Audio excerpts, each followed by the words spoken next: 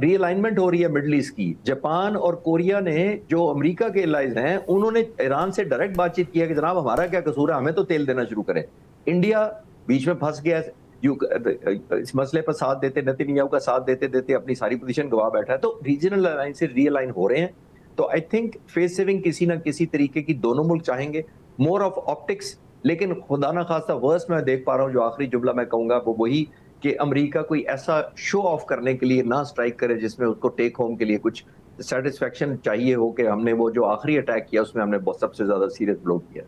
अच्छा, अब ये जो यहाँ पर तो सवाल बड़ा पूछा जाता है, लेकिन वो इतना भी सादा नहीं है कि ये अब जंग में से निकलने का फैसला किसके हाथ में है, ईरान या अमेरिका?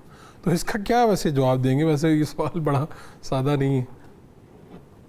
नहीं, देखिए, ओवरऑल तो प्रेसिडेंट ट्रम्प को ही करना है वो कि किस तरह और कितनी हद तक वो इसराइल को कंट्रोल कर सकते हैं, खासतौर पर लेबनान के, क्योंकि लेबनान लिंक है इसमें। अगर लेबनान पे नई बमबारी बंद हुई तो ईरान नहीं मानेगा, वो ऑब्लिगेटरी है ईरान के लिए। तो ये प्रेसिडेंट ट्रम्प ने फैसला करना है कि वो इसराइल की एनी मोर और ज्यादा बातें मानना चाहते हैं और ज्यादा अपनी पॉपुलैरिटी, कॉम्प्रोमाइज, इकोनॉमी खराब करना चाहते हैं।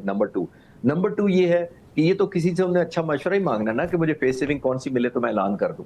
तो आई थिंक प्रोडोमिनेंटली जिसने हमला किया होता है उसको फेस सेविंग भी चाहिए, और ऊपर सुपर पावर है, बैक्ड बाय इजराइल है। तो आई थिंक मेजर जो लाया करता है उनके ऊपर। हैविंग सेड दैट, लेकिन जैसे हमने पिछले सवाल के जवाब में अर्ज किया मैंने कि ईरान को भी तो कोई मेजरेबल टर्म चाहिए, जहाँ वो अपने लोगों को कहे, जो यूनिटी कायम है उन्होंने मेंटेन करनी है। ईरान की हुकूमत भी नहीं चाहेगी कि खुदा न खास्ता अनरेस्ट क्रिएट हो जाए कि हमने पोजीशन ऑफ वीकनेस से कोई ऐसी एग्रीमेंट कर लिया है, हमने वो जानों का ज़या किया है, हमने अपना नुकसान उठाया, लेकिन हमने कंपनसेशन उतनी नहीं ली। तो आई थिंक ईरान की हुकूमत पर भी बहुत प्रेशर है। तो जैसे, लेकिन मैंने अर्ज किया कि कन्वर्ज तो कहीं ना कहीं करना पड़ेगा, और दोनों मुल्क अपनी अपनी साइड पे क्लेम कर सकते हैं। दुनिया को उससे फिक्र नहीं है। दुनिया को तो डे टू डे जो रोजगार खराब हो रहे हैं, मिडल ईस्ट में भी हो रहे हैं, इकोनॉमी इफेक्ट हुई है, ऑयल प्राइसेस ऊपर जा रही हैं, दुनिया तो वो हॉस्टेज बनी हुई है। अच्छा, अब चीसी साहब, ये जो अभी जिस तरह पाकिस्तान के थ्रू प्रपोजल जा रहे हैं ईरान के यूएस तक, और फिर उस पर उन तबसरा भी आ जाता है अमेरिकी सदर का। अभी जब हम ये बात कर रहे हैं, क्या सूरत हाल है?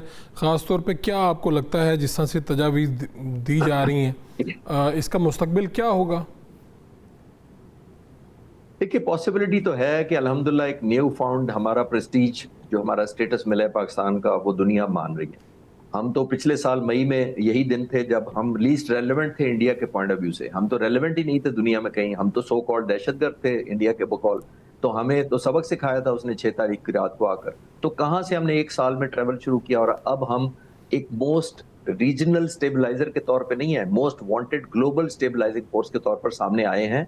हमारी अल्हम्दुलिल्लाह पोजीशन बहुत एनहांस हुई है। तो अल्लाह करे कि पाकिस्तान दोनों की जो गुडविल इस वक्त है उसको वैल्यू एड में कन्वर्ट कर सके। यानी थोड़ा सा इधर से मनाना है, थोड़ा इधर से मनाना, ये बड़ा मुश्किल होता है, इसमें कोई शक नहीं। और पाकिस्तान जैसा मुल्क, जाहिर है हम खुद इकोनॉमिक स्ट्रगल में लगे हुए हैं। अभी हमने यूएई का कर्जा रीपे किया है, तो हम तो अपनी स्ट्रगल में भी लगे हुए हैं। इंटरनली लॉ एंड ऑर्डर, दहशतगर्दी देखें कि वजह से कितनी डिस्टर्ब हुई है। तो आई थिंक चैलेंजिंग तो बहुत है, लेकिन जितना पाकिस्तान का इस वक्त इन्फ्लुएंस है और जितनी रेलेवेंस बनी हुई है दोनों मुल्कों के, अल्लाह करे कि हम कन्वर्ट कर पाए दोनों की एक फेस सेविंग।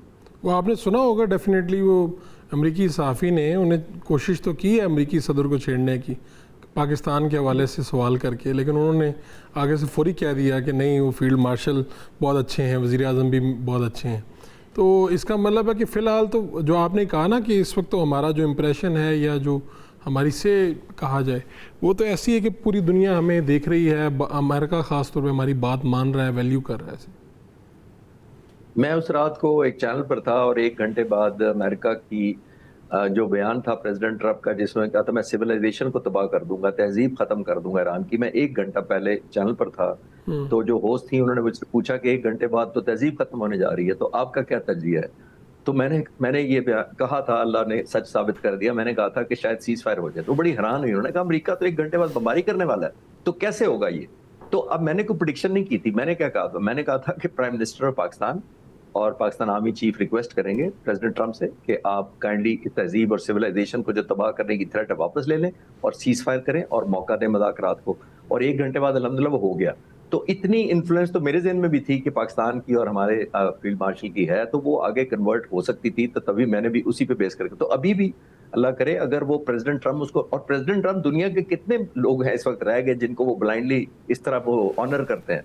तो बहुत कम ही रह गया। पूरे यूरोप को नाराज कर चुके हैं, कनाडा को कर चुके हैं, नेटो को कर चुके हैं, इंडिया को कर चुके हैं, रूस चीन को तो कर ही रहे हैं। यूके प्राइम मिनिस्टर को क्या कहते हैं वो? यूके प्राइम मिनिस्टर को, इटली को, उन्होंने कहा कि वो हॉरिबल है उनके साथ, वो एब्सोल्युटली हॉरिबल है स्पेन, और इटली को भी नहीं भूलूंगा, और हर मुल्क को तो उन्होंने थ्रेट कर दिया। तो ये कोई अल्लाह का करम है अगर हमारे ऊपर, तो वो फिर मेरे ख्याल उसको वैल्यू ऐड में हमें कन्वर्ट जरूर करना चाहिए, ताकि दुनिया ऑब्वियसली एक इस निकले जो यरगमाल बनी हुई है। नंबर 2, दुनिया को ये यकीन हो जाए कि पाकिस्तान सिर्फ अपने एरिया में स्टेबलाइजेशन नहीं चाहता, ग्लोबल में भी अपना कंट्रीब्यूट कर सकता है। जैसे साहब, ये पहले इस तरह की पाक अमेरिका ताल्लुकात की तो हिस्ट्री पुरानी, लेकिन ये गर्मजोशी पहले कब देखने में आई? मेरा नहीं ख्याल इस तरह आई है, लेकिन वो नीड बेस पर ही हुई है।